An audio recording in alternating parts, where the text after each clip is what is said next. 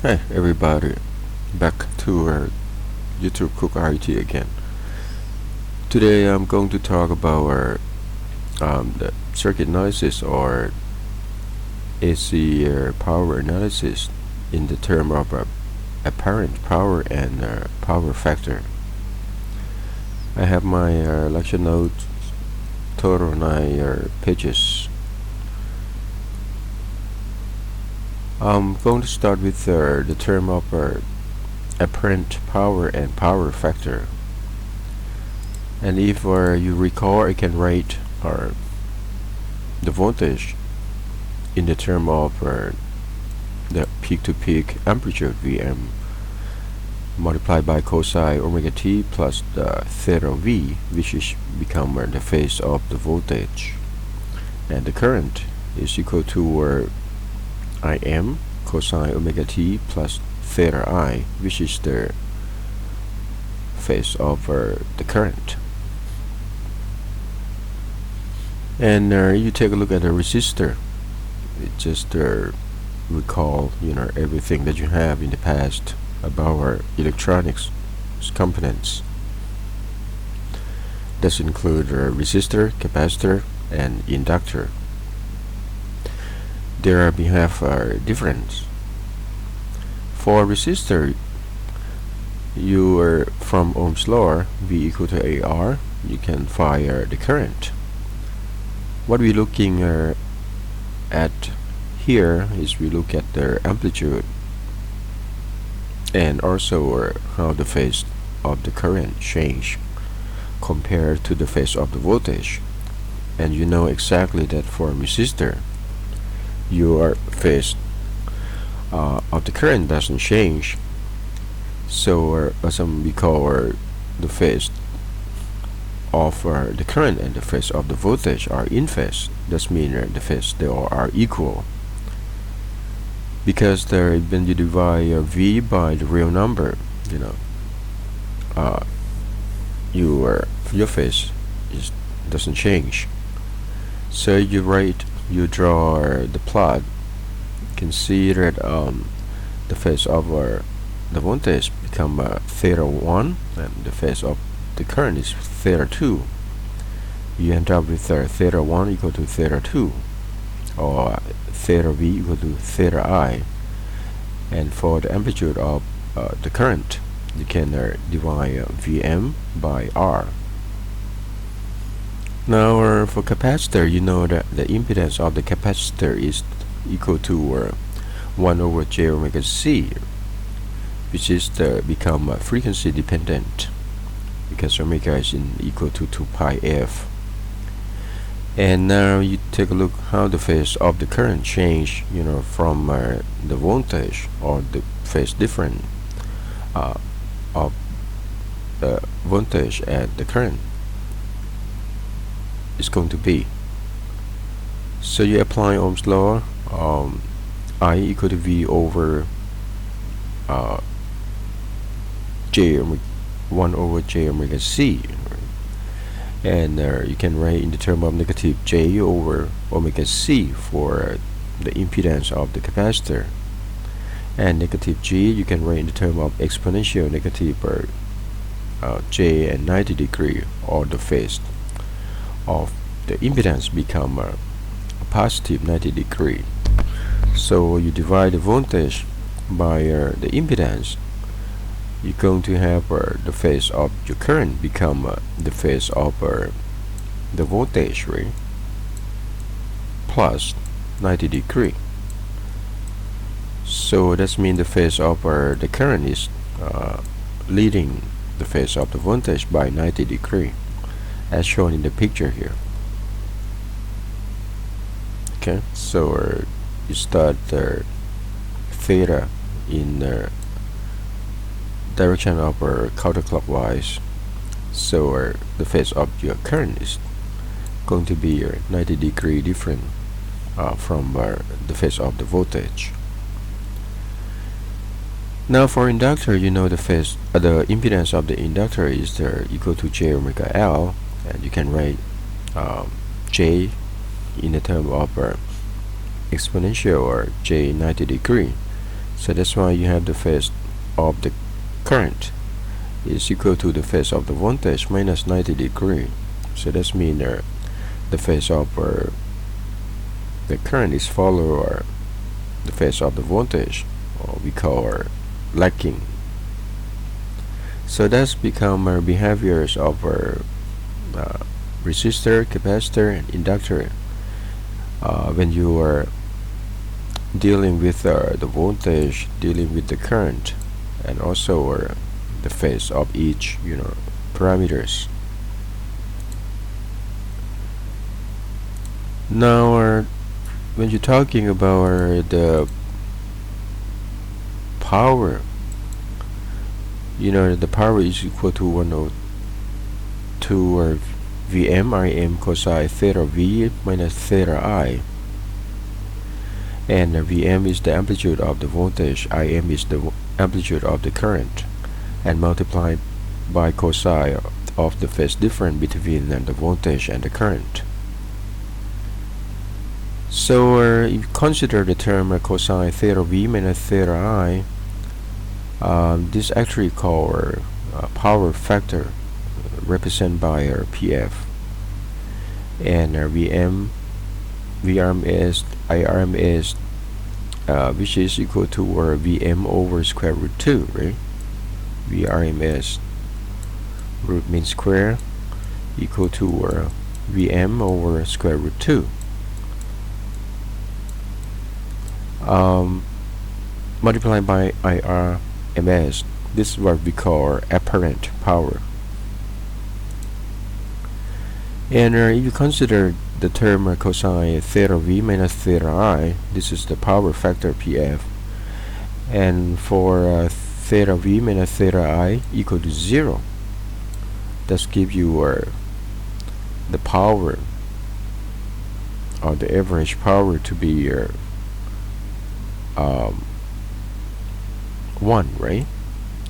That's in the case of resistive only, because the phase of the voltage and the phase of the current are in phase, right? Or they are equal. But for reactance or reactive load, you have our theta V minus theta I equal to plus and minus 90 degree, and if you plug it in right here, it's going to give you 0. It means you have no power, so the power is transferred to a reactive load. The power average transferred to a reactive load is going to be 0. Okay, that's in the term of our capacitor or inductor when you have that kind of competence.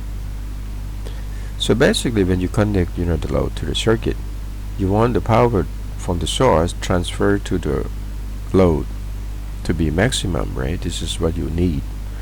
So basically for a resistive load, that's going to give you the maximum or the average power. And also, if you consider the term power factor, it can give you either positive number or negative number. And if you consider the term cosine, you can see that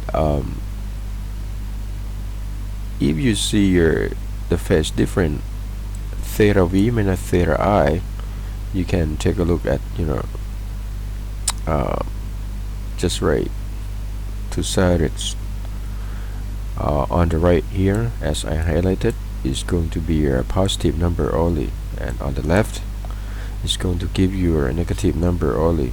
So it's going to give you the positive number of cosine or the power factor when the phase difference of the voltage and the currents starting from negative 90 degree and go up to 90 degree, or on the left is from negative 270 degree go through negative 90 degree, or even from 90 degree to 270 degree. Okay, just mention a little bit, for you to get more understand. Now let's see some example right here.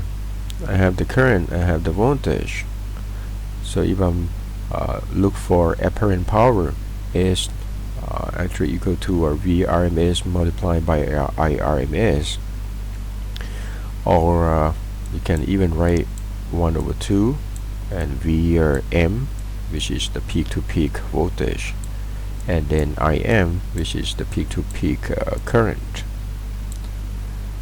You just simply multiply 120 to 4, so it's give you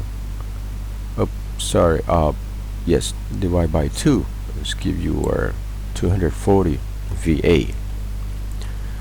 You can write in the term of root mean square voltage and root mean square current. So that's give you 120 divided by square root 2 multiplied by 4 over square root 2.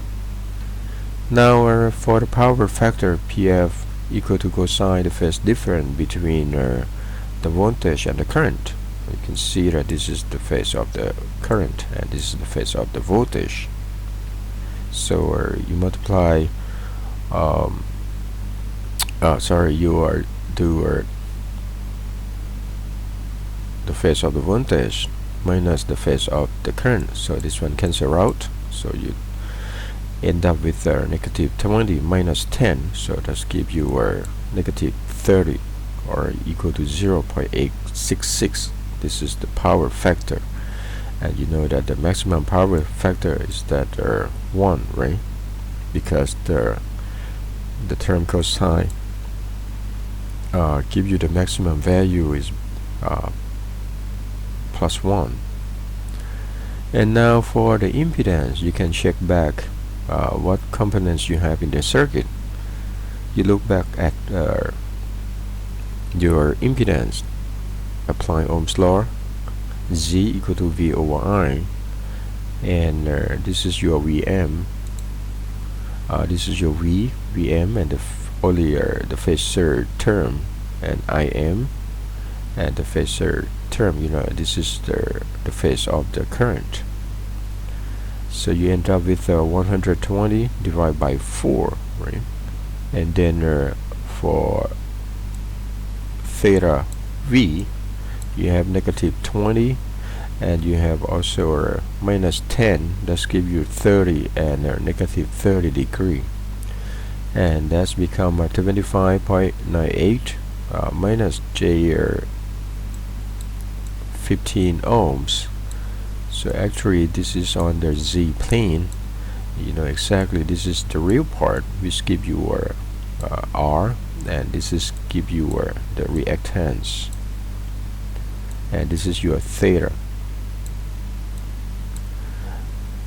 So this is the real part, give you this is T, right? This is tens, and this is the reactance. So it look like you have two components in series. One is resistor, one is capacitor, because capacitor give you the reactance to be a negative value, right? So you have R and C in series. But if this the imaginary part give you a positive number, you also know that this is going to be inductor, because the inductor give you the reactance to be a positive number.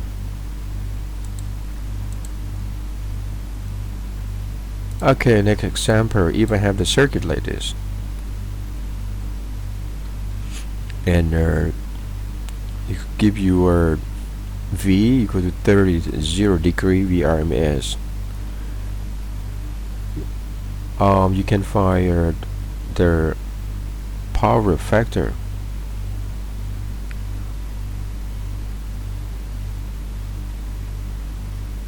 which is equal to cosine of theta V minus theta I, and you already have a theta V. What you need to do is you need to find a theta I. So this is your IRMS.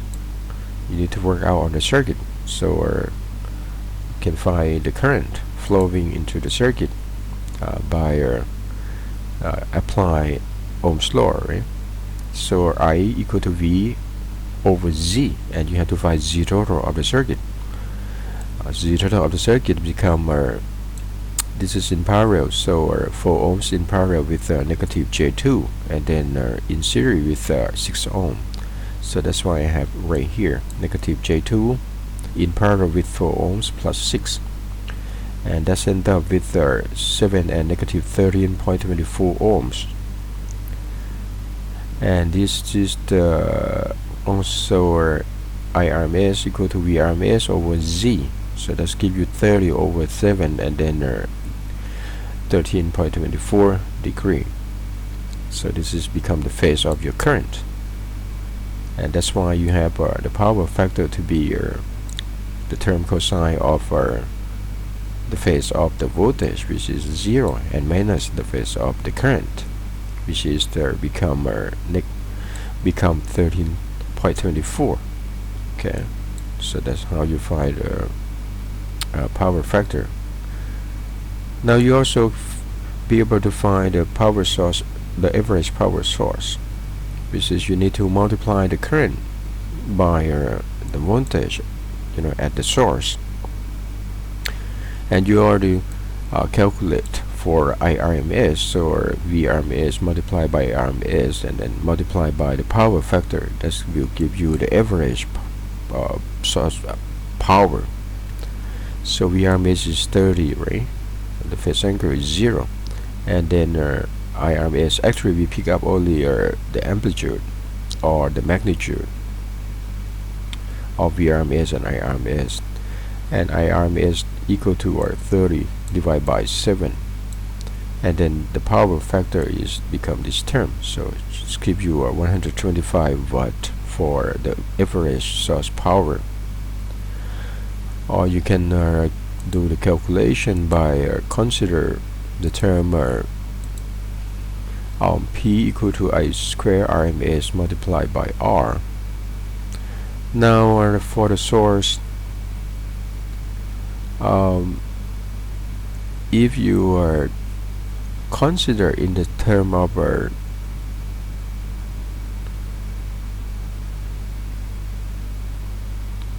you consider 4 ohms for this part as the RL, and then what you need to consider is that you want the power transfer to the load to be maximum, right? That's how you're going to want to calculate the average, the power. So this is actually you can do by using the equation I square RMS. You already have IRMS, but you need to consider R. Your R is not actually become 4 ohms, but you need to consider these two terms as their total impedance, and then it's going to be 4 minus J2, and actually I have to do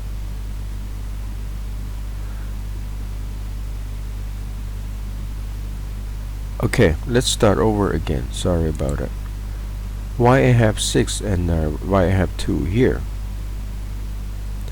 Because you will consider this is going to be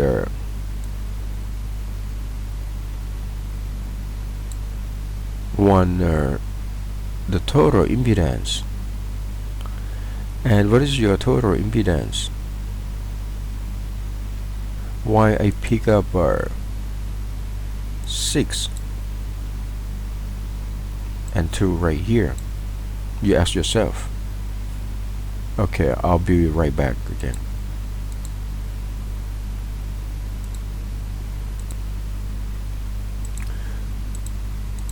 Okay,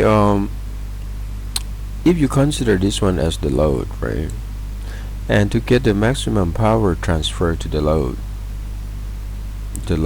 have to match the impedance. They have some story behind this one. And if you apply Thevenin Theorem, you consider this one as the load, and this is become RTH, which is equal to 6 minus J2, and R has to be because this is only your resistive load, right? You don't have inductor or capacitor. It's only give you the real part. And to get the maximum power transfer to the load, your RL have to be equal the magnitude of the impedance of the source, which is right here is 6 minus J2, or it's become RTH if you look back at the Thevenin theorem. So this one become square root of 6 square plus 2 square, and that's give you 6.8. That's why you plug in 6.8 right here. That's also give you the average power to be 125 watt, same as you get it from this equation. Okay.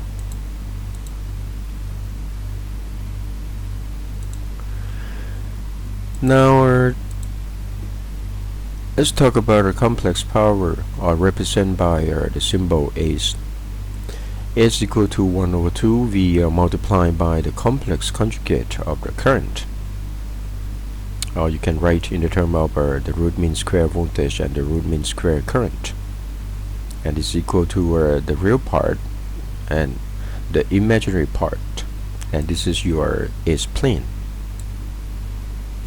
And then P is become the real power, and Q is become the reactive power.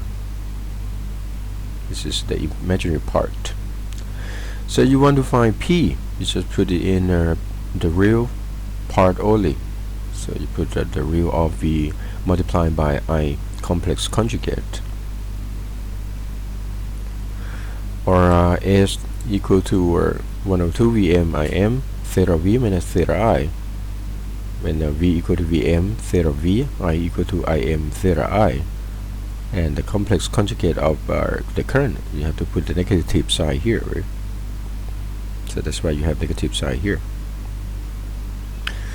And then you expand the term, you can get the cosine and term sine, and that's the real part give you P, the imaginary part give you Q. And you know that Vrms, Irms equal to the magnitude of the complex number, right? And this is look like become the power factor. You can also be able to write P in the term of real part of the complex number, and Q is the imaginary part of the complex number. So in summary, you're going to have S equal to 1 over 2 V multiplied by complex conjugate of the current equal to P plus JQ, and P become the real power and Q become a reactive power. You also be able to write your P right here in the term of the magnitude of the complex power S, and multiplied by cosine theta V minus theta I, which is the power factor, or the power factor equal to P divided by delta S, sorry, the magnitude of S. And sorry. So even if you consider the reactive power, this is Q, it can give you also the positive number or negative number, depend on what? Depend on the value of sine theta V minus theta I, right? And if you consider the sine, so this is your sine become positive, and down here your sine become negative, so it's give you both positive or negative number. So if you are consider only the quadrant 1 and 4 to be easier to understand, if your theta v minus theta I become a positive, so that's mean this give you the positive number of psi, right? And if this term become negative, which is this quadrant 4, it give you a psi become negative. In this case, it mean if you get a positive number here, it mean I have to lack v, right? And if this term become negative, that's mean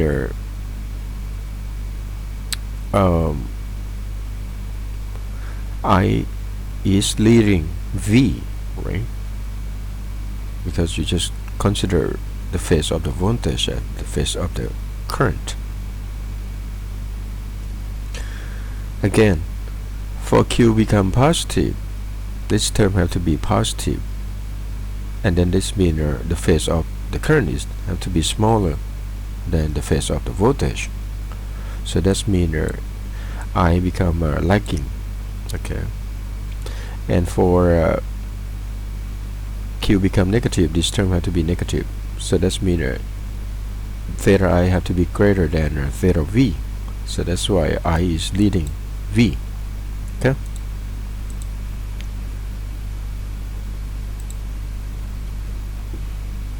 Let's take a look at some example.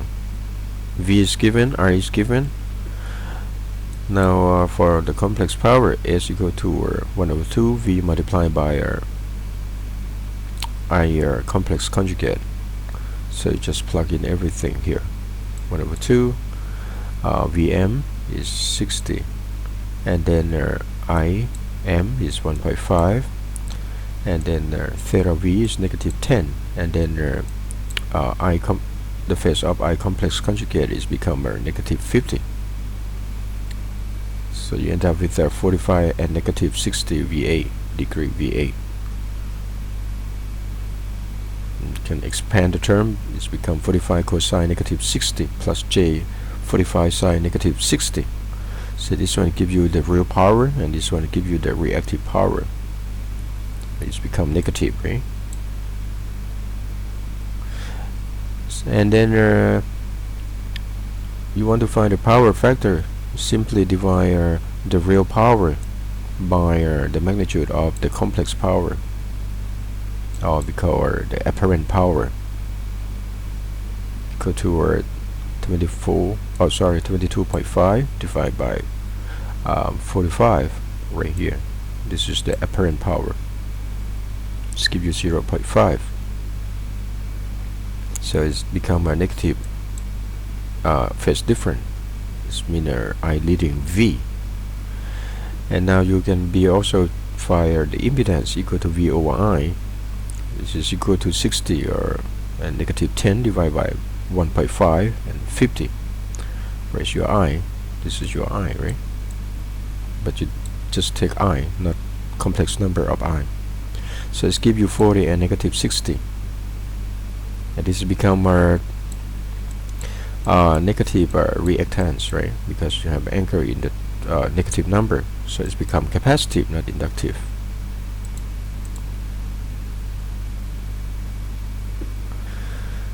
Next example is that you have the power transfer to the load to be 12 kVA. Power factor is the 0.856, and supply is in the term of RMS is the 120 volt RMS. So your P average is in the term of VRMS, and IRMS become VRMS IRMS multiplied by cosine theta V minus theta I, and the power factor is already given, so you know this term already. And VRMS, you already know this one. And then IRMS you don't know, but you just pick up the whole term, which is this one become apparent power, which is the 12 kVA. Alright, you need to understand about this one. But or you can also be able to fire the current, no problem.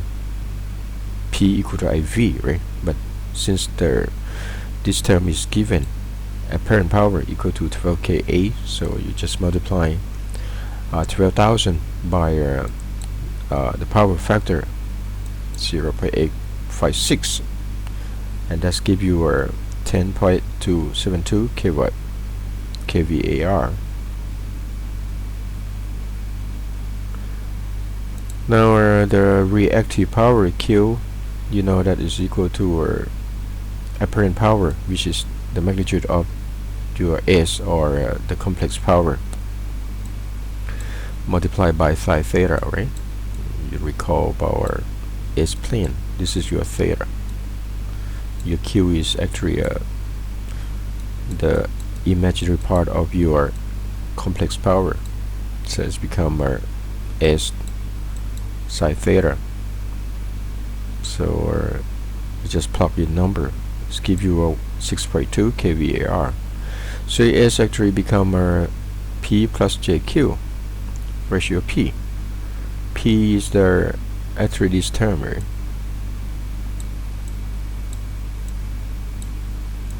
S and then cosine theta. What is your Q? You already just calculate. You have this one.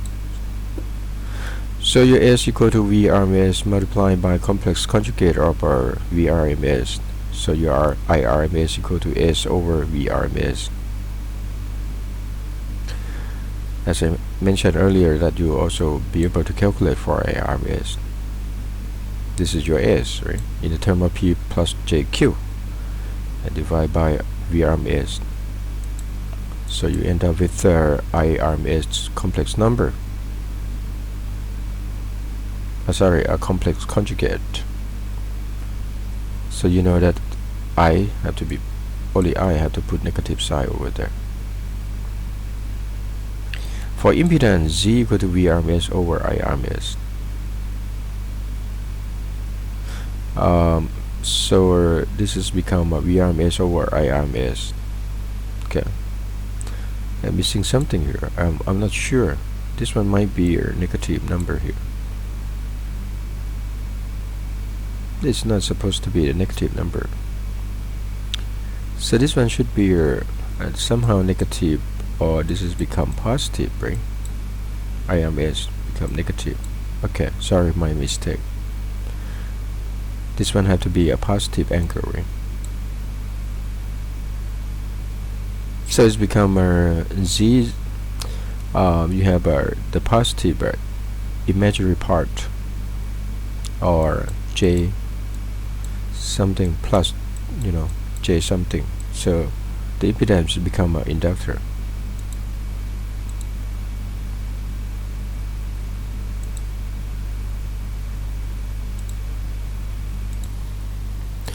Okay, the next one we're going to talk about the conversion of AC power. Actually, you can write in the term of S have to be equal to S1 plus S2 plus and then till plus Sn. So here you're going to have the S of the source, S of resistor, S of inductor, S of 15 ohms resistor, and also S of capacitor.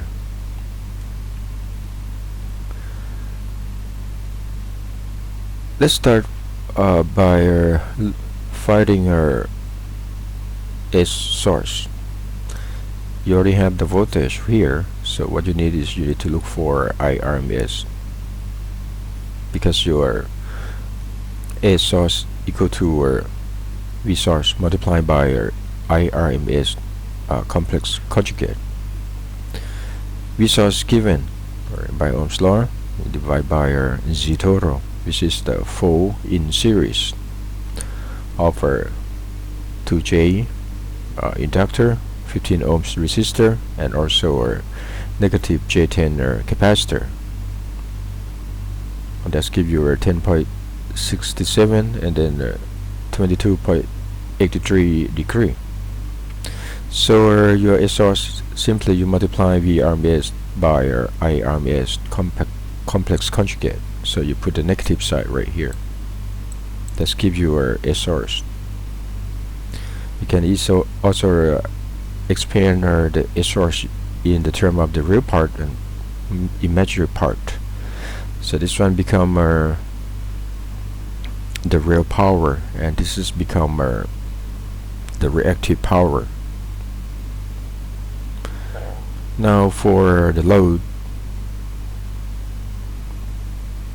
you look at this.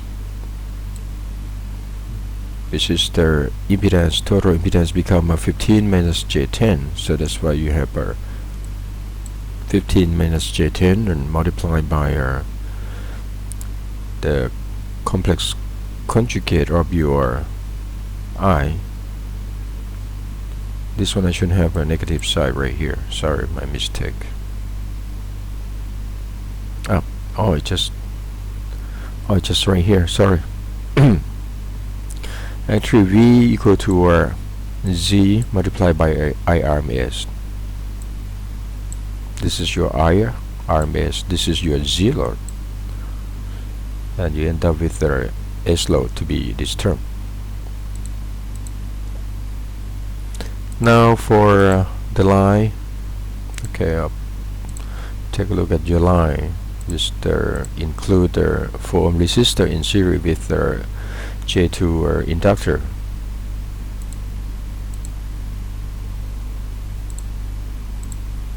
Okay, so you have S line right here, and you check back, you can find S source equal to S line plus S load. So it's become a conservation of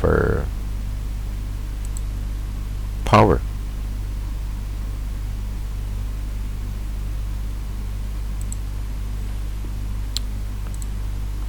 Let's see more example. You have the circuit look like this. You have Z1 in parallel with Z2. Z1 is given, Z2 is given, as well as the V supply.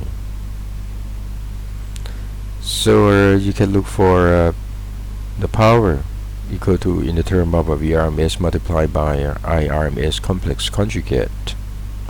It just works straightforward.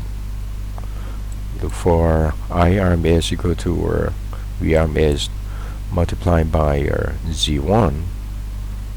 You look for I1. So I1 is current flowing through impedance Z1. For S1, you can find VRMS multiplied by IRMS complex conjugate. So this has become your V and multiplied by the current here. And for I2, simply divide 120 and by Z2. This is your Z2, right?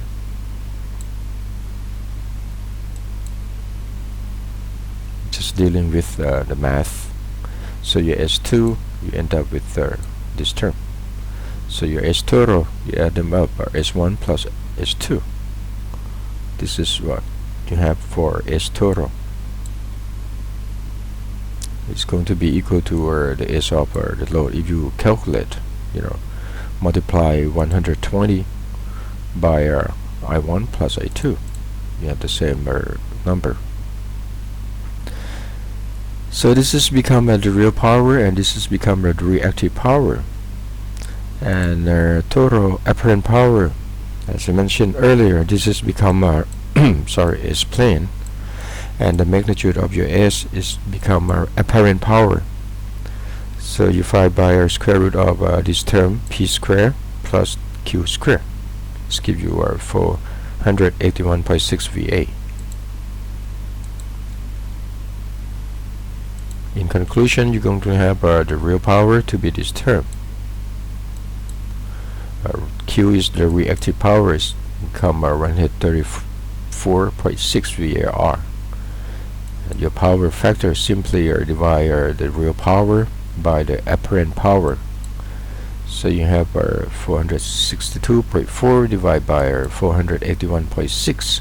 This gives you 0.96, close to 1, and since it gives you the positive number, it's become the leading or I leading V.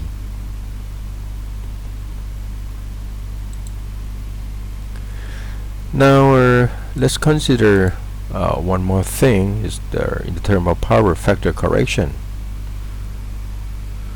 The main idea is that when you already have the power factor and you already know that the power factor, the maximum is become 1, because this is the term cosine, give you the maximum is 1. That means V and I have to be in phase, or in this term is become resistive, right? If you give you the maximum power factor, this is what you're looking for.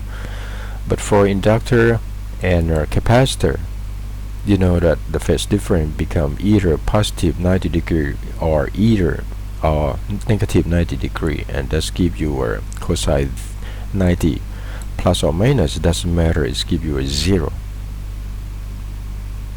So to modify the circuit to get a better power factor here, you can either connect C in parallel with the your circuit, or connect inductor in parallel with your circuit. Now let's see how this works.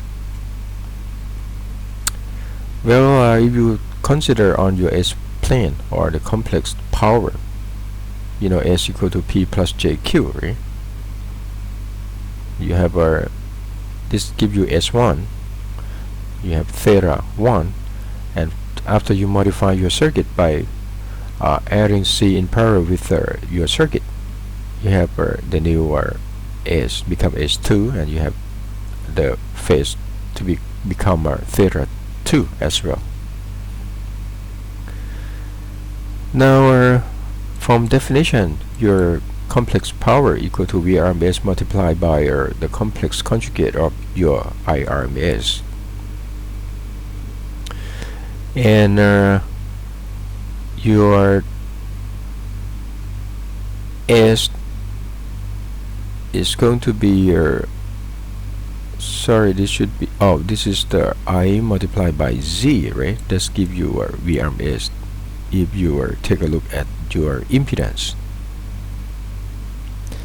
And so you have you end up with IRMS multiplied by RMS complex conjugate, always give you the real number become I square RMS, because when you multiply a complex number by the complex number itself, is give you the real part. So you're dealing with the impedance, which is Z. For example, you have R plus J XC. You have the first term to be the real part and the imaginary part to be Q. I just want to point out that your P, it doesn't matter if you modify the circuit by connect C in parallel to your circuit. It's not going to affect the real part or P or the real power, because you have no C to play around in the equation here. It's just play around in the imaginary part only, or Q.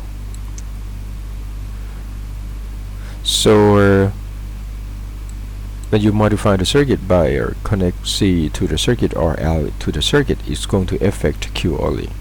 Okay, and you can find the new Q by I write it down here. It's equal to delta Q equal to Q2 minus Q1, and what you are looking for is just you need to find the value of C to be connected to your circuit when you look for the new power factor or higher power factor. So how I get this equation? My C equal to P tan theta 2 minus tan theta 1 divided by I square RMS multiplied by omega. Well, let's start with as the P1 doesn't change with the new circuit, so P1 equal to P2. So we should write Q in the term of P. Well, from its plane, you know your Q equal to the apparent power or the magnitude of the complex power, right? Multiplied by sine theta. And you know for your S, you can also be able to calculate from this equation. So the apparent power equal to P over cosine theta. So that's why I have this term here. So your Q is turned out to be your P tan theta. So your delta Q is equal to Q2 minus Q1. I can write in the term of P tan theta 2 minus P tan theta 1. And since your QC equal to I square RMS XC, look at this one here. XC equal to omega C, right? Sorry, did I do something wrong here? Yeah, XC are equal to yes, omega C. So you look for C equal to P tan theta 2 minus theta 1 divided by I square RMS, and also omega here. That's how you find C that you want to connect to the circuit in parallel, right? Well, to get a better picture, okay, before doing example, it can be also write in the term of VRMS instead of IRMS. It's going to end up like this. You use definition S equal to VRMS multiplied by complex conjugate of your current RMS, and this one divided by Z complex conjugate, right? And then actually I can put this one as the negative sign. I did something wrong here, sorry. This has become positive, right?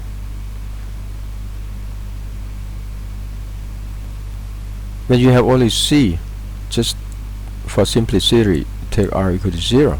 Your S equal to V square RMS, and then multiply by divide by XC, right? So your QC equal to P tan theta 2 minus the tan theta 1, and your XC is actually become sorry, omega C. I'm not sure what I did wrong here. This is J omega C.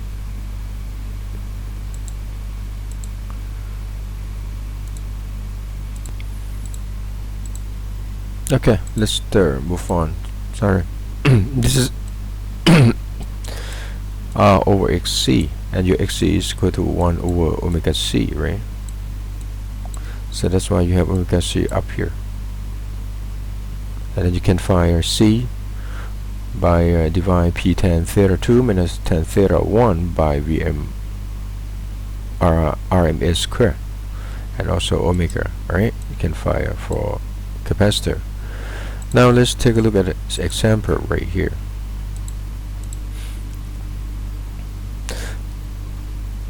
You start with a VRMS equal to 120 and frequency is 60 Hertz. The power to the load is 4 kW, and you have the power factor to be 0.8. Ask you to modify the circuit to get the new power factor to be 0.95, which is higher than 0.8.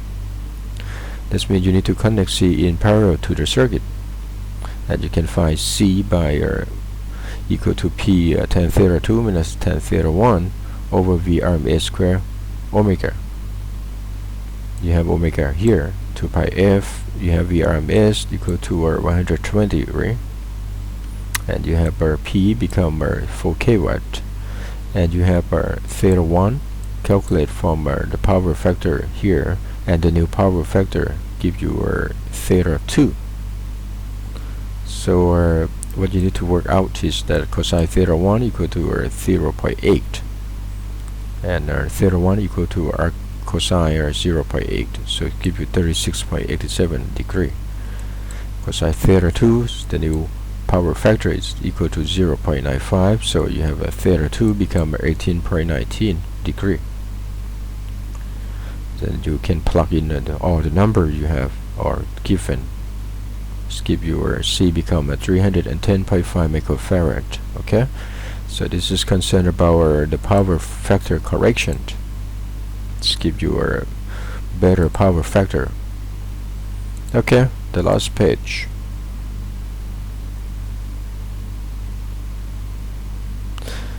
Now it's talking about a watt meter to measure power. This is your meter. You have two coils. One is current coil, and the other one is the voltage coil.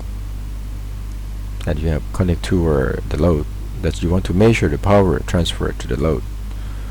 So your PRMS, you already know, become the real part of VRMS multiplied by IRMS, the complex conjugate. From the circuit, give you the supply voltage and give you the load, to be 8 minus J6. So you want to look for IRMS that's flowing through the circuit first.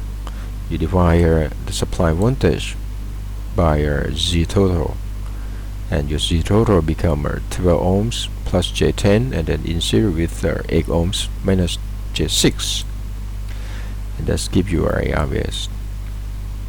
Now for your PL, it's become the real part of VRMS, which is the VRMS equal to IRMS multiplied by ZL, right? Because you focus on your load. So you multiply your current here, IRMS, by the load impedance, which is equal to 8 minus J6, and multiply by IRMS complex conjugate. So you have 150 here, but it's to switch from positive to be negative to give you a complex number. And finally you get the load power to be 432.7 watt. Okay, I'll see you in the next YouTube.